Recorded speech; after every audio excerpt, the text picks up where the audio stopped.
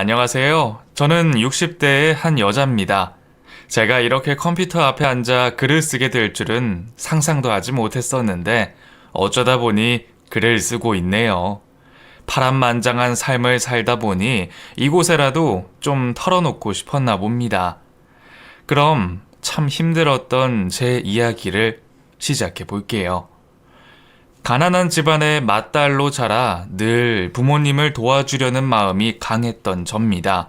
그 당시 주변 사람들은 그저 다들 그렇게 겨우 먹고 살 정도로 사는 수준이었기 때문에 딱히 잘 살고 못 살고를 따지고 할 처지도 아니었죠. 저희 부모님 역시 가난을 피할 수 없으셨기에 열심히 나가서 돈을 벌어야만 했고, 저는 집안에 남겨진 동생들을 돌보며 집안일까지 해야 했습니다. 아침 일찍 나가서 밤 늦게 들어오시는 부모님을 대신해 동생들에게 밥도 지어줘야 했고 빨래도 해놓아야 했으며 동생들 기저귀도 갈고 설거지까지 다 해야 했던 저는 14살 때부터는 보통 집안의 엄마들이 하는 수준의 집안일을 다 할 줄 알게 됐어요.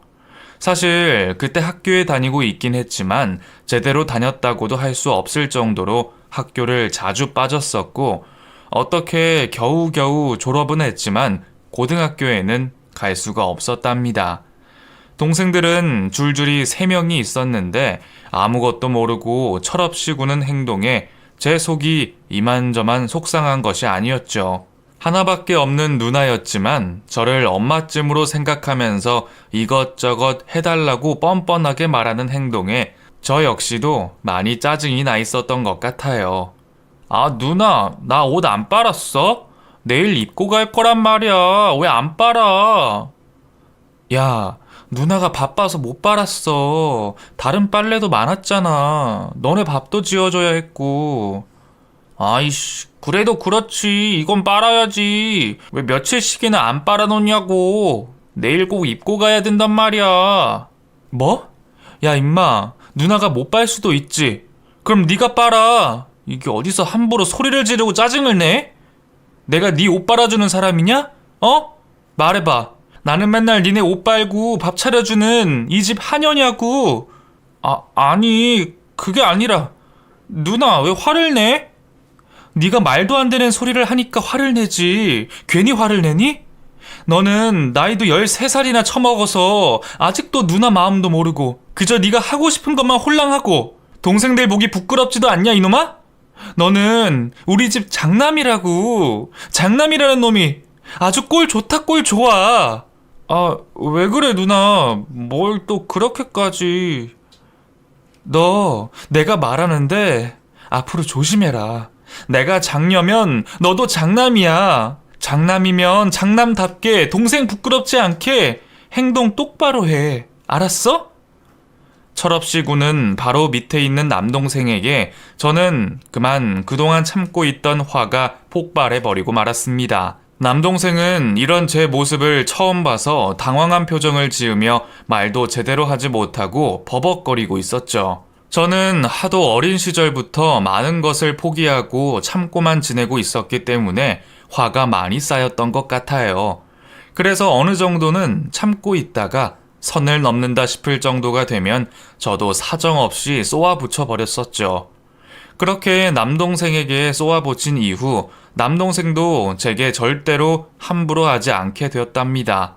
누나는 부모님이 아니었기에 함부로 무엇인가를 해달라고 해서도 안 되며 짜증을 부리고 투정을 부리는 대상도 아니라고 말을 해놨기 때문인 것 같아요. 부모님은 이런 제게 항상 미안하고 고마워하셨습니다.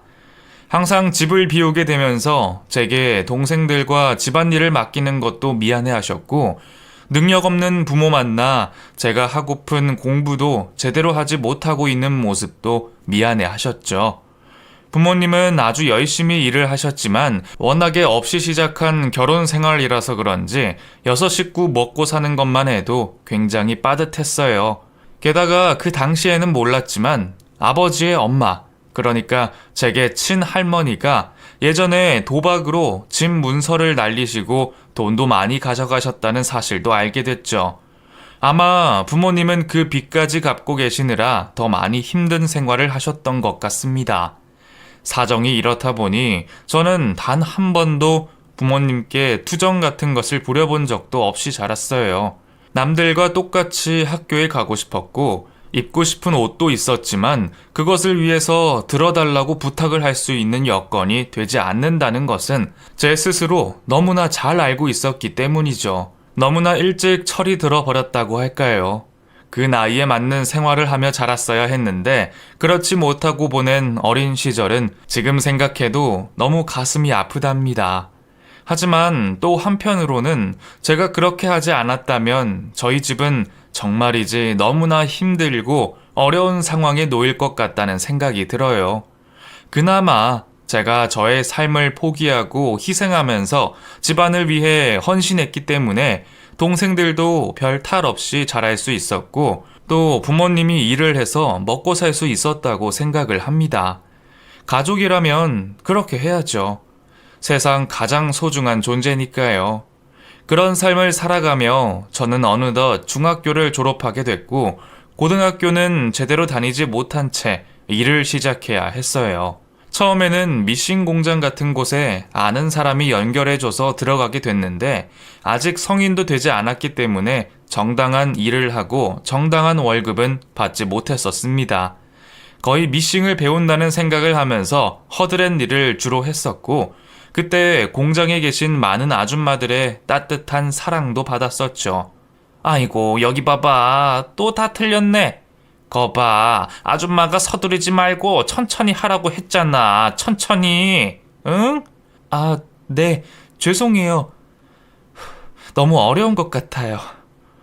그럼 세상에 쉬운 일이 어디 있간디? 어려워. 뭐든지 어렵지. 더군다나 남의 주머니에서 돈 받는 일은 더 어려운 법이야. 그래도 수키는 나이에 비해 참 잘하고 있는 거야. 조금만 더 천천히 꼼꼼하게 해봐봐. 정말요? 저 잘하고 있는 거 맞아요? 너무 많이 틀려서 사장님한테 잘릴까봐 걱정인데. 에휴, 무슨 걱정을 그리 해. 우리 수키가 와서 이 공장 분위기가 얼마나 좋아졌는데. 걱정 마. 이 아줌마가 수키 여기서 자르지 못하게 잘 막아줄 테니까. 수키 잘리면 수키가 타주는 맛있는 커피도 못 먹잖아. 네, 꼭 잘 막아주셔야 해요. 저 안 잘리게요. 진짜 열심히 할게요. 진짜로요. 그래. 오냐, 천천히 열심히 해봐봐. 자신의 딸보다도 어린 제가 공장에 와서 아둥바둥하고 있는 모습이 귀여우셨는지 아줌마들은 저를 많이 예뻐해 주셨어요. 저는 그 덕분에 그곳에서 미싱 일도 배우면서 작은 월급도 받을 수 있었고 그 돈으로 집안 형편에 도움이 되어 드렸답니다. 아들과 딸의 차이는 정말 큰 것 같아요. 저는 그렇게 집안을 위해 제 학교도 포기하고 돈을 벌어서 부모님을 도와드려야겠다는 생각을 했었는데 제 바로 밑에 있는 남동생은 저와는 생각이 조금 달랐어요. 지금 당장 학업을 포기하고 작은 돈을 버는 것보다는 열심히 공부하고 좋은 대학교에 들어가서 훌륭한 사람이 된 후에 부모님께 효도를 한다고 말을 하더군요. 어린 시절부터 저와 몇 번의 의견 차이를 보였던 남동생은 자신의 굳은 의지로 고등학교를 마치고 대학교까지 간다는 말을 했습니다.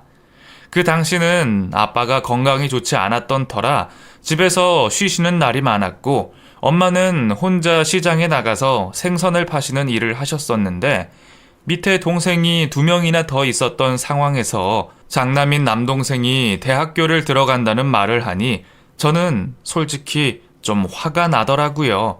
야, 너 이 상황에 굳이 대학교를 간다는 이유가 뭐야? 응? 우리 집 형편 뻔히 알면서.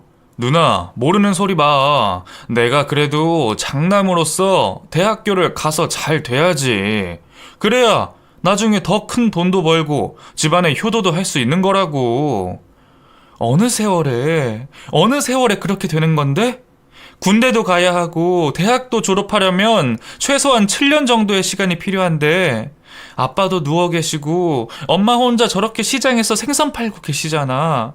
아빠 병원비도 필요하고 동생들도 학교에 다녀야 하는데 어쩜 너는 너 혼자만 그렇게 생각을 하냐? 누나, 정말 이러지 마.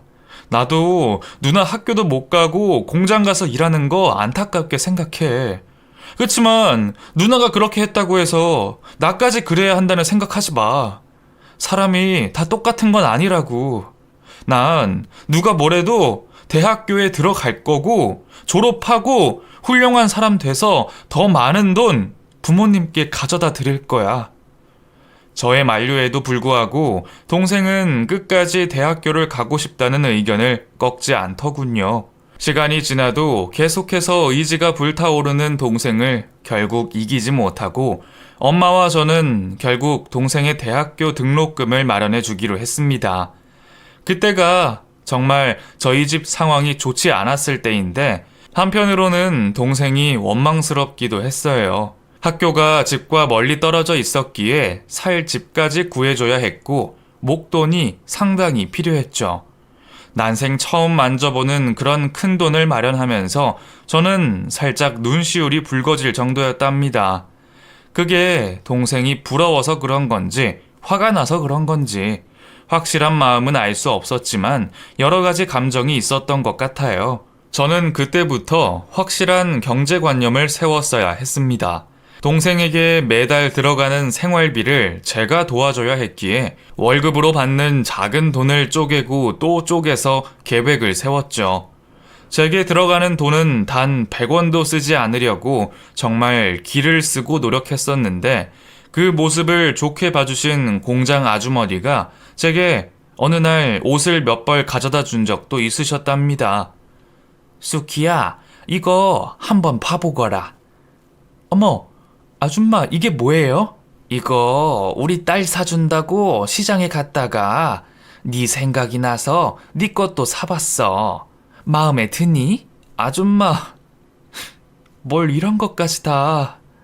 수키, 네가 하도 동생들이랑 집안 위해서 희생하고 옷 한 벌도 안 사 입는 모습 보니까 얼마나 대견하니. 우리 딸이었음 내가 아주 업고 다녔을 거다. 네 모습이 너무 예뻐서 아줌마가 선물해 주는 거니까 그런 줄 알아라. 사이즈는 어떤 것 같아? 맞을 것 같아? 혹시 안 맞으면 저기 시장 안쪽 옷집이니까 거기 가서 바꿔도 돼. 아줌마, 저는 너무 감사한 아줌마의 선물에 그만 미싱을 하고 계시던 아줌마를 와락 끌어안아 버렸습니다. 아줌마는 미싱을 하다 번개같이 안기는 저를 안아주시며 다독거려 주셨죠. 아이 깜짝이야. 다 큰 처녀가 이렇게 아무한테나 안기면 쓰나? 응? 아이고 우리 수키. 고마워요 아줌마. 정말 너무 고마워요. 제가 나중에 은혜 꼭 갚을게요. 정말이에요. 꼭이요. 그래 갚아야지. 그럼 모르는 척 하려고 했어? 꼭 갚아라. 응? 그렇게 저는 조금씩 성장해 나가며 공장에서 일을 해 나갔습니다. 동생에게 보내주는 생활비도 이제는 조금씩 안정이 돼서 많이 힘들다는 생각도 들지 않더군요.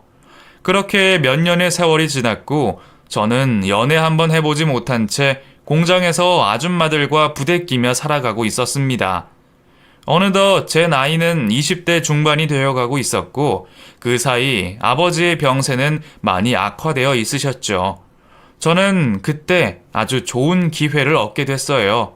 제가 믿고 따르던 공장의 아주머니께서 시내 쪽에다가 미싱 일을 하시게 됐는데 그때 저를 데리고 가고 싶다고 하시는 거예요. 워낙에 꼼꼼하시고 일도 잘하시고 또 따뜻하셔서 제가 아주 많이 믿고 의지했던 분이셨거든요. 아줌마가 차리는 미싱 일은 이불을 만드는 일이었는데 그 이불에 자수를 놓는 고급 기술을 해야 하는 일이었습니다. 저는 그때 그 정도의 실력은 되지 않았지만 아줌마는 제가 젊고 열정적으로 일을 잘하기 때문에 금방 배울 수 있다고 하시며 저를 격려해 주셨고 제게 전폭적인 지원을 해주시면서 자신의 사업에 데리고 가셨죠.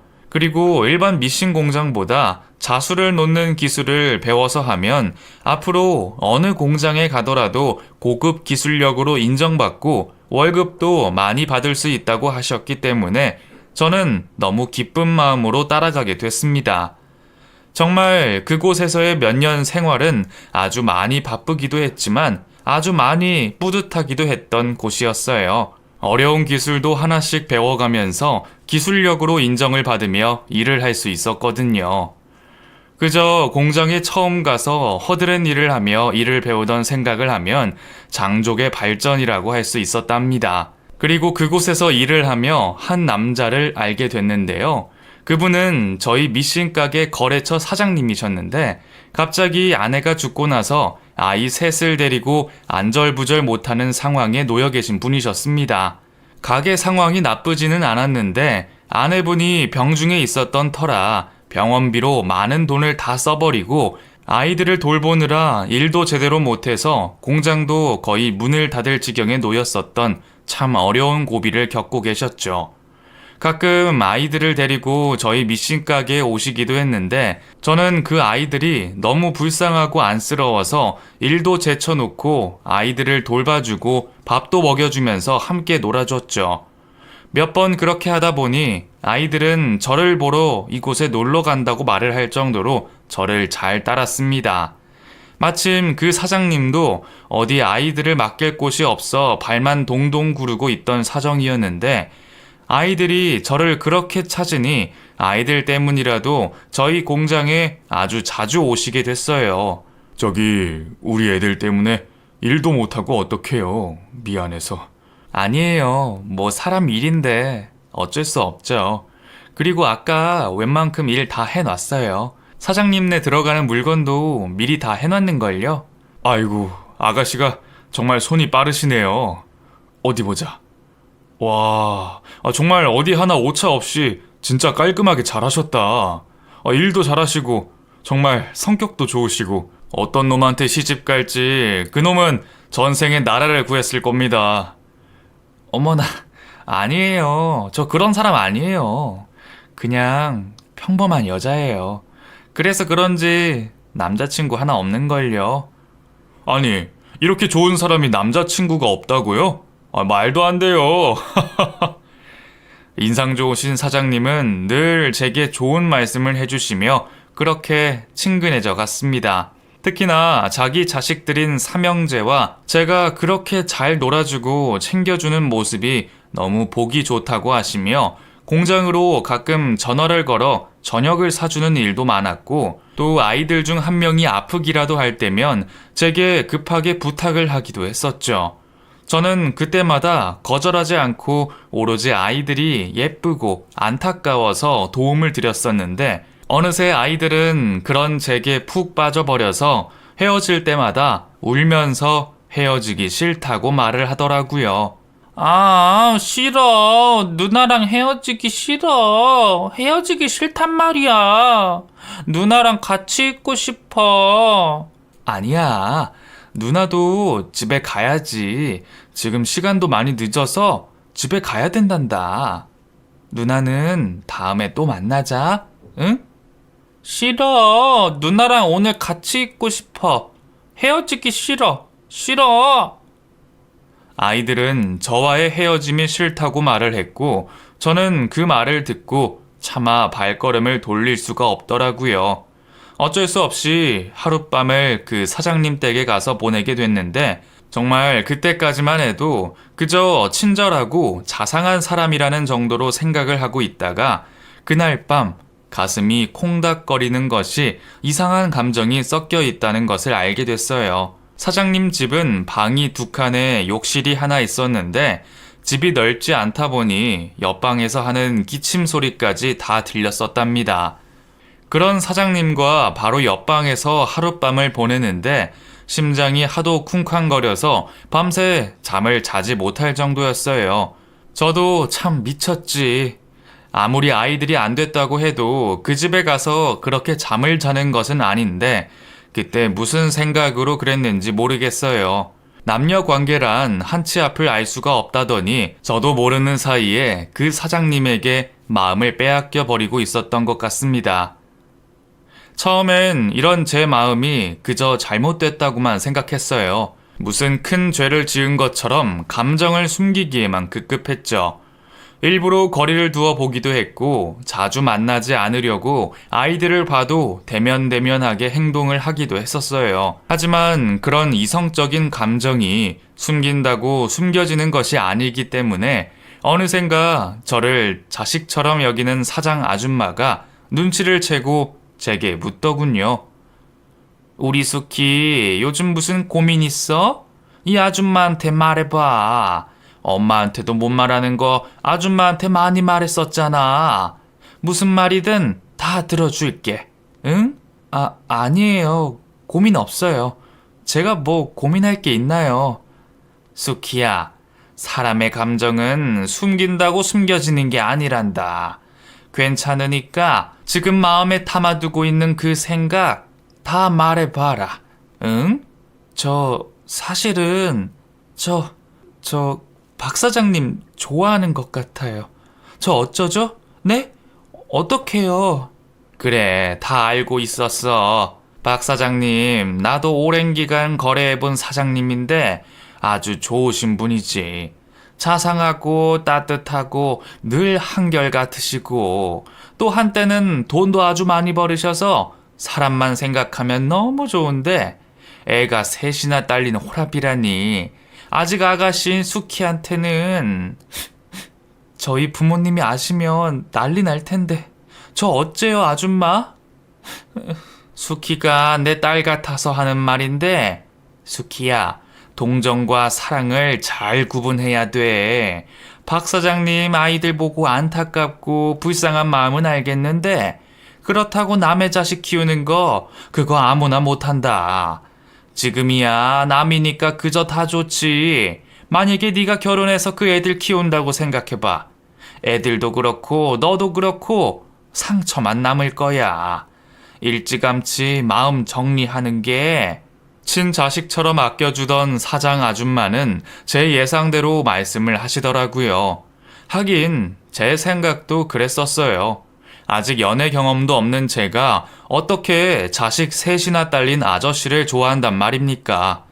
만약에 서로 너무 좋아해서 결혼을 한다고 해도 그 집 자식들을 제가 과연 키울 수나 있을까요? 아무리 생각해도 답이 나오지 않았기에 저는 그대로 마음을 정리하려 했고 한동안 박 사장님을 슬슬 피해 다니고 있었습니다. 그런데 어느 날 저녁 일이 많아 홀로 공장에서 일을 하고 있었는데 박 사장님네 큰아들이 전화가 왔어요. 누나, 아빠 아파, 많이 아파. 누나 우리 집에 오면 안 돼? 누나밖에 올 사람이 없어. 제발, 누나. 어머, 무슨 일이야? 아빠가 왜? 많이 아프셔? 응? 알았어. 조금만 기다려. 누나 갈게. 금방 갈게. 빨리 와. 얼른. 빨리. 제발 누나. 그렇게 저는 전화를 받고 그 집으로 달려갔고 고열로 쓰러져 정신을 잃어가는 박 사장님을 발견했습니다.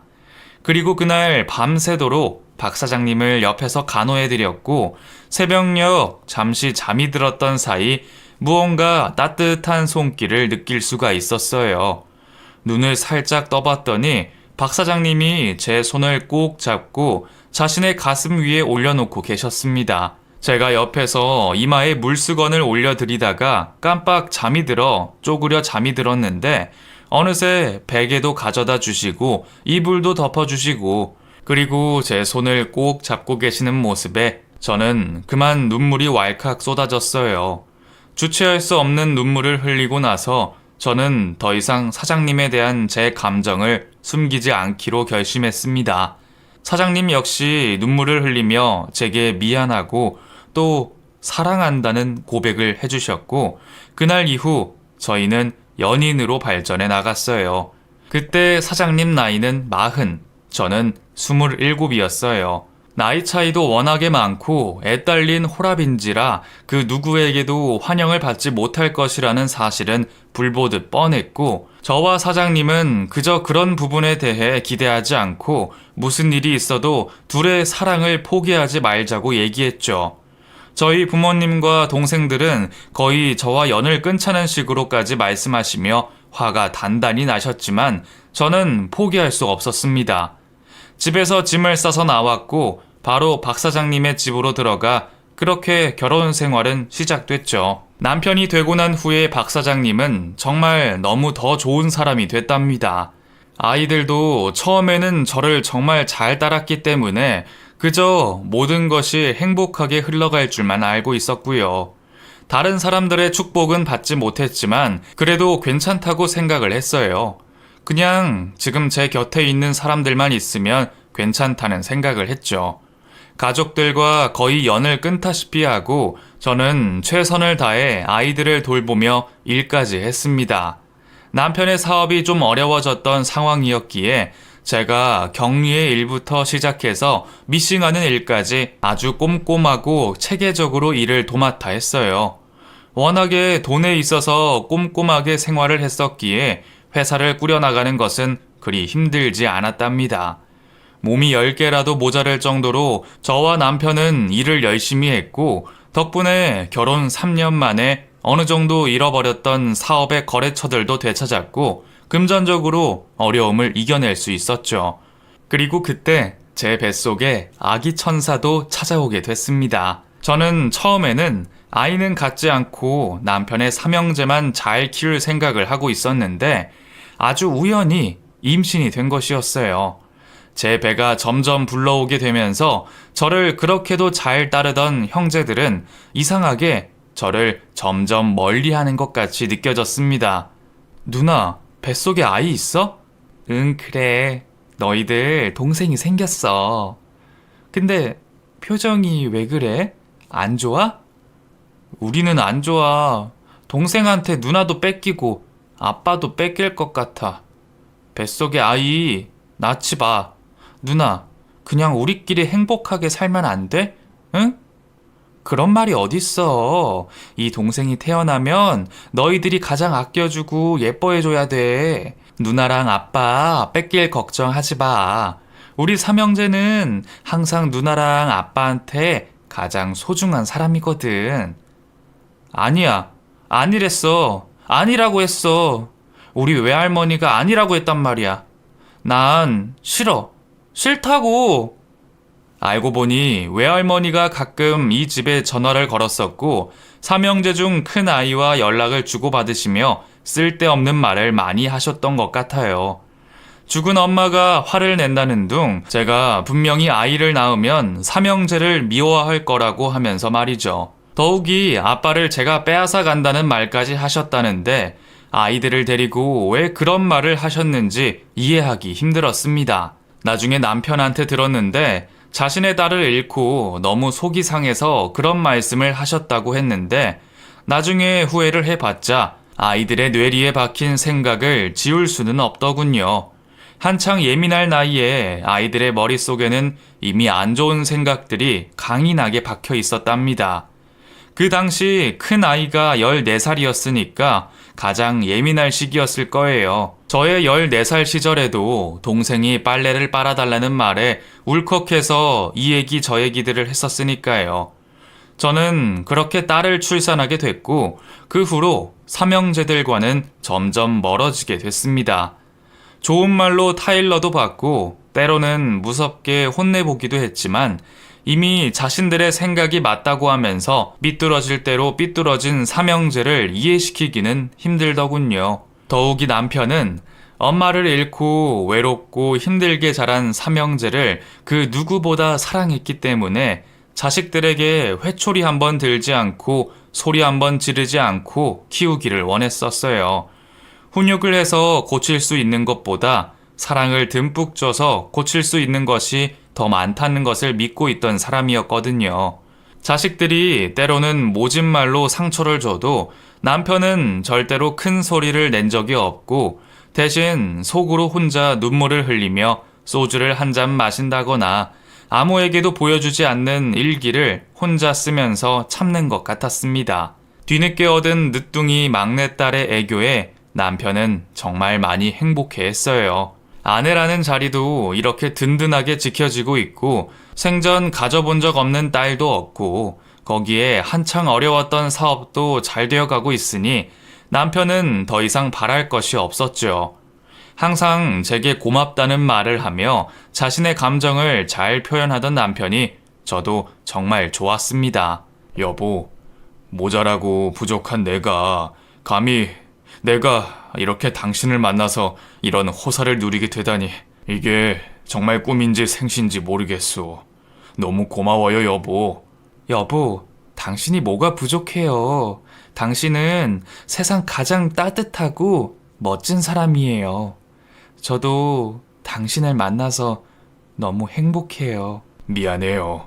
나를 만나서 당신은 친정과도 연을 끊고 산지 6년이나 됐는데 우리 딸도 보여줄 겸 이번 주 주말에는 다시 한번 처갓집에 가봅시다. 여보, 그렇게 몇 번이나 쫓겨나고도 또 가잔 말이 나와요? 난 가기 싫어요. 오죽하면 그러겠소. 자식 키워보니 부모 마음 다 똑같은 걸 알겠소. 만약 생각해봐요. 당신 딸이 나중에 나같이 애 딸린 호랍이 만나서 산다고 하면 용서하겠소. 다 그런 거예요. 그러니 이번 주에 또 한번 갑시다.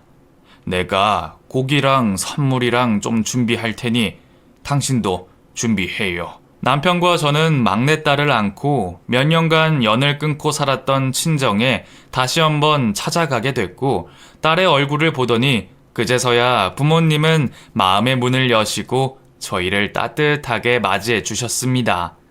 남편은 미리 준비해둔 고기와 현금 선물을 건네줬고 그날 밤 저희는 한 가족이 되어 눈물바다가 됐죠. 아빠의 병세는 아주 많이 악화가 되셔서 제대로 일어나서 거동을 하지 못하신 상태가 되셨었고 엄마는 깊게 패인 주름과 제대로 펴지지 않는 허리를 움켜쥐셨어요. 그런 부모님의 모습을 보니 정말 그동안 제가 얼마나 큰 잘못을 하고 있었는지 후회가 되더라고요. 어느 순간 어떤 모습으로 산다 하여도 부모님께는 꼭 할 도리를 하고 살아야 한다는 생각을 하게 됐습니다. 그리고 삼형제들에게도 올바른 훈육을 통해서 꼭 부모를 함부로 대하지 않는 자식들로 만들어야겠다는 생각도 했어요. 그냥 부모 자식 간에는 절대로 끊을 수 없는 무언가가 있기 때문에 올바른 훈육을 시켜서 제대로 된 부모 노릇을 하고 싶었거든요. 그렇게 저희 가족은 자식들을 키우고 사업도 열심히 하면서 많은 것을 일구어냈습니다. 아니, 막내딸과 사업은 잘 일구어 나갔고 솔직히 말하면 삼형제는 잘 일구어 나가지 못했던 것 같아요. 특히 첫째와 둘째는 이전 결혼 전에 저를 좋아했던 그 모습은 온데간데 없고 사춘기를 겪으며 점점 삐뚤어져 나갔죠. 툭하면 제게 막말까지 일삼으면서 제가 낳은 막내 동생과 차별 대우를 한다는 말을 많이 했었어요.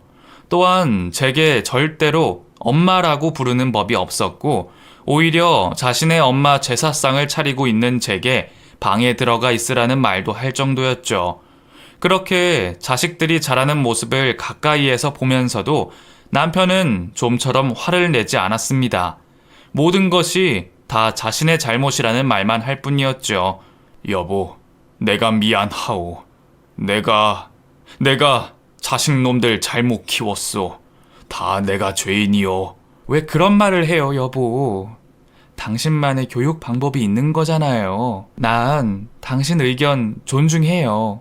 나는 항상 사랑에 목말라 있는 삼형제들에게 충분히 더 많은 사랑을 주면 좋아질 거라 생각했고 지금도 그렇게 생각하고 있어. 지금은 조금, 그래도 앞으로 분명히 좋아질 거라 생각하오. 그러니 그때까지만 조금만 당신이 더 이해해 줬으면 좋겠소. 그래요, 여보. 알았어요. 나도 최대한 진심으로 사랑받고 있다는 감정을 느낄 수 있도록 노력할게요. 고맙소.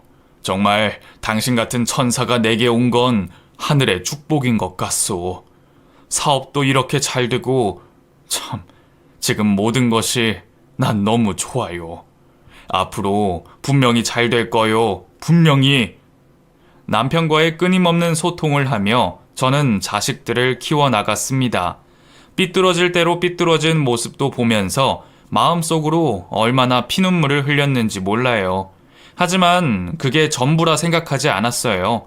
분명히 좋아질 앞날이 있을 거라 생각을 하고 있었죠.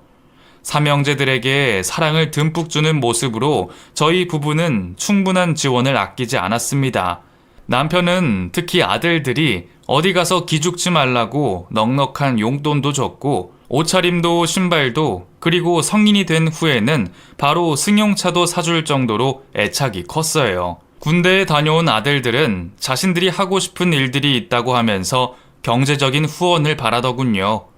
남편은 뭐라도 하려는 그 모습이 보기 좋아 아낌없는 후원을 해줬고 몇십 년간 사업을 하며 모아둔 돈 중에 일부도 큰아들의 사업 자금으로 보태주기도 했습니다. 더불어 사업을 하며 일구어 놓은 돈으로 마련해둔 작은 건물과 땅도 결국 아들들의 이름으로 해줄 것이라는 생각도 하고 있었던 것 같아요. 가끔은 남편의 지나친 자식들에 대한 후원이 못마땅할 때도 있었지만 그저 남편의 마음을 누구보다 잘 알고 있기에 모르는 척하며 넘어갈 때도 있었어요. 남편의 기대에는 미치지 못했지만 그래도 각자 자신들의 자리에서 뭐라도 하려고 하는 아들들의 모습을 보며 남편은 행복해 했습니다.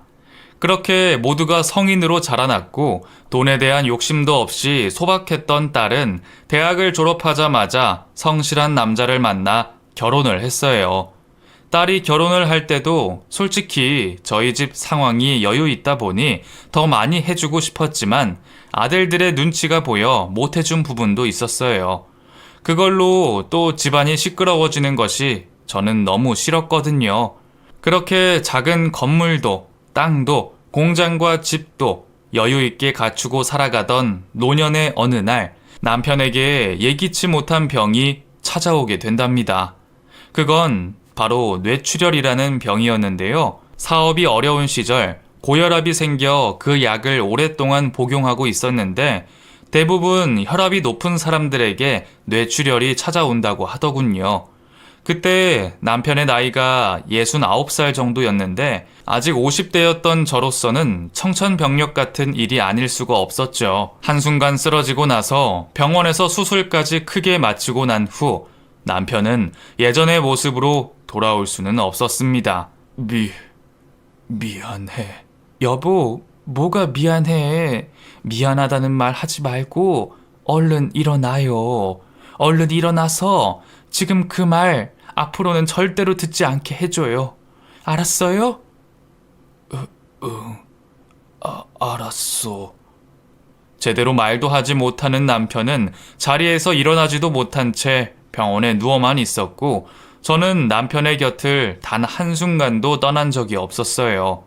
혹시나 욕창이 생길까 밤새도록 남편의 곁에서 등을 닦아주기도 했고 대소변을 직접 받아내면서도 단 한 번도 힘들고 더럽다는 생각도 하지 않았습니다.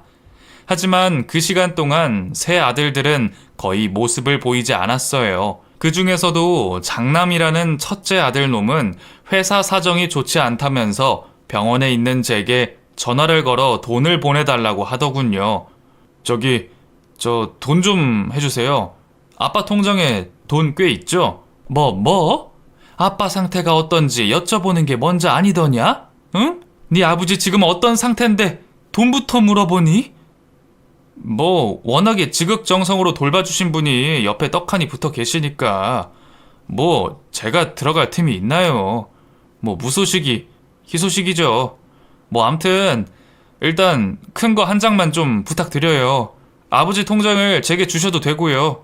아니, 너 정말 네 아버지는 어디 돈이 그냥 하늘에서 떨어지는 줄 아니?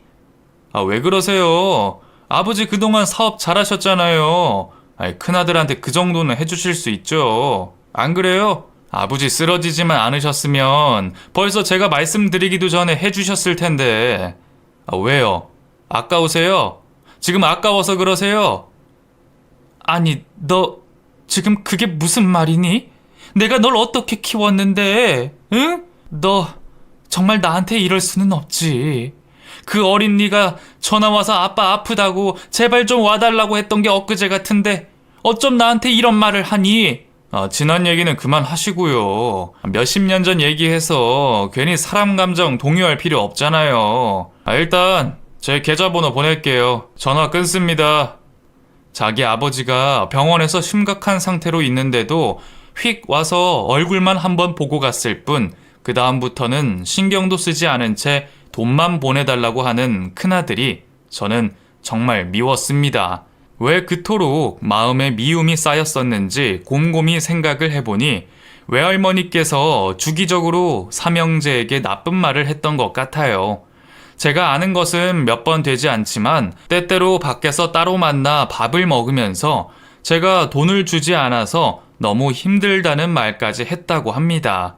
그러면서 제가 저희 친정에는 돈을 많이 갖다 주는데 자신한테는 남편이 약속한 돈을 주지 않았다고 하면서 제가 이 집에 들어와서 돈을 다 가로챌 것이라는 둥 어쩐다는 둥 하는 말도 안 되는 억지를 부렸다고 해요. 더욱이 제가 이 집안에 들어와서 딸을 낳은 것에 대해서도 다 이 집안의 돈을 딸하고 꿀꺽하려는 속셈이라는 말까지 했다시는데 저는 정말 그 말을 듣고 황당하고 어이가 없었고 피가 거꾸로 솟구치는 기분까지 들더군요. 저는 정말 하늘을 우러러 부끄럼 없이 아들들을 키웠고 단 한순간도 아들들에게 들어가는 돈이 아깝다고 생각한 적도 없거든요. 오히려 제가 뒤늦게 낳은 딸에게 너무 많은 것을 해주지 못한 게 미안한 마음이 들 정도로 지내왔거늘 어쩌면 그렇게 사람을 모함하는지 이해가 되지 않았습니다. 그저 자신의 딸은 죽어서 없는데 승승장구하며 사위가 젊은 아가씨까지 얻어 사는 꼴이 보기 싫었나 봅니다. 더군다나 자신도 어렵고 힘들어서 사위에게 여러 번 돈을 요구했는데 나중에 거절당하자 그때부터 저에 대한 모함을 손주들에게 했던 것 같아요. 아무튼 그렇게 멀어질 대로 멀어진 삼형제들은 결국 상태가 점점 악화된 70살의 남편의 임종을 앞두기 직전 찾아와 순순히 재산을 넘기라며 제게 말하더군요. 하지만 이미 그때는 남편과의 상의 후에 유언장이 다 작성되어 변호사에게 넘겨놓은 상태였으며 전 재산의 반을 기부하기로 결정이 되어 있던 상황이었습니다. 아들들은 제가 마치 돈을 어디로 빼돌렸나 싶어서 두 눈에 쌍심지를 켜며 말하더군요. 아니 그러니까 우리 아버지 재산 다 어쨌냐고요. 문서랑 다 정리해서 빨리 줘요. 우리 셋이 알아서 나눌 테니까. 뭐? 이놈들이 정말 이미 네 아버지 재산은 정리가 다 끝났다. 유언장도 다 남기셨어. 정리? 아니 누구 맘대로 정리를 해요. 당신이 뭔데요? 당신이 낳은 딸내미한테도 어떻게 넘기려나 본데 그렇게 마음대로 되지는 않을 겁니다. 그럼 아버지가 작성하셨다는 유언장 줘 보세요 어디. 이놈들이 네 아버지 아직 임종 직전이셔. 재산 찾기 전에 아버지 임종의 성심을 다하거라. 네 아버지가 너희들 어떻게 키웠니? 응? 아주 혹여나 다칠까 한 대 때리지도 않고 그렇게 키우셨거늘.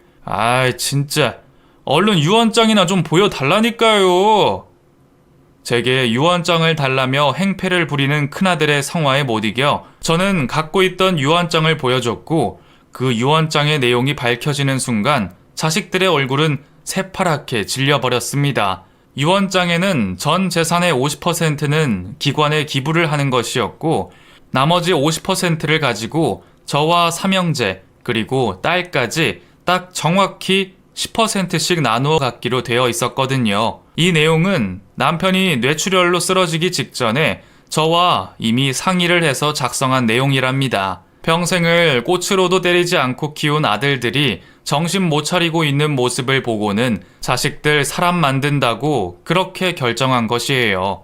자식들이 유언장을 보고 파랗게 질려 있는 사이 남편은 그렇게 임종을 맞이했습니다. 남편이 죽고 난 후 저는 유언 때문에 더욱 사이가 멀어진 아들들과 연락을 끊고 살던 집을 정리해 남편이 묻혀있는 곳 근처로 작은 방을 얻어놨어요. 옷과 가구 등 모든 것들을 정리하고 단촐하게 나와서 혼자만이 꾸려가는 삶을 시작하게 됐죠. 그리고 그 방에서 남편이 남기고 간 유품을 찬찬히 둘러보다가 남편이 오랜 기간 혼자만 간직해온 일기장을 발견하게 됐어요. 그곳에는 그동안 자식들을 키우면서 힘들고 기쁘고 슬펐던 순간들이 빼곡하게 적혀 있었고, 저를 만났던 순간부터 딸을 품에 얻은 일, 그리고 전 장모가 찾아와 자신에게 돈을 내놓으라며 행패를 부리는 내용도 함께 적혀 있었어요. 자식들을 향한 남편의 사랑이 정말 태평양보다도 넓다는 것을 저는 그 일기장을 통해 다시 한번 확인하게 됐고, 아직도 죽은 아비 앞에서 유산을 가지고 실갱이하며 언성을 높였던 삼형제에게 그 일기장을 보여주고 싶었습니다. 그래서 그 일기장을 가지고 나가 똑같이 새 권으로 만든 후 삼형제의 집에 하나씩 보냈어요. 아비가 죽고 난 후라도 마음속에 하지 못한 말들을 좀 알게 되라고요. 더불어 삼형제의 외할머니가 어떤 사람이었는지도 똑똑히 알게 되기를 바랬습니다. 그래야 저에 대한 오해도 풀릴 테니까요. 몇 년간 연을 끊고 살았던 삼형제를 저는 남편의 무덤에서 제외하게 됩니다. 그제서야 통한의 눈물을 흘리며 자기 아비를 찾아온 삼형제에게 저는 그저 말없이 옆에 있어줄 뿐이었어요. 아버지, 죄송해요. 아버지, 너무 죄송합니다. 아버지가 베풀어 주신 사랑, 저는 몰랐어요. 정말 몰랐어요. 이 불효자를 용서하세요. 큰아들의 눈물에 온 가족 모두가 눈물을 흘렸고, 그렇게 저희는 진정한 한 가족이 됐습니다. 삼형제와 처자식들, 그리고 막내딸까지 모두가 모인 자리에서 진심을 다해 죽은 남편의 제사상을 거하게 차렸어요. 하늘에서 이 모습을 보고 있는 남편은 아마 흐뭇하게 웃고 있을 거란 생각이 드네요. 그저 돈밖에 몰랐던 자식들이 오히려 돈을 많이 물려주지 않자 진정한 사람이 되어가는 것 같아서 남편의 마지막 훈육 방식이 아주 마음에 들었어요. 정말 저희 남편은 항상 저보다 한 수 위의 사람이 분명해요. 저는 이제 아무 걱정 없이 손주들 보면서 행복하게 살고 있답니다. 어느덧 제 나이도 60대가 됐네요. 주변에 떠나간 모든 사람들을 그리워하며 오늘 이 글을 마치겠습니다. 말도 많고 탈도 많았던 제 긴 이야기 들어주셔서 감사드립니다.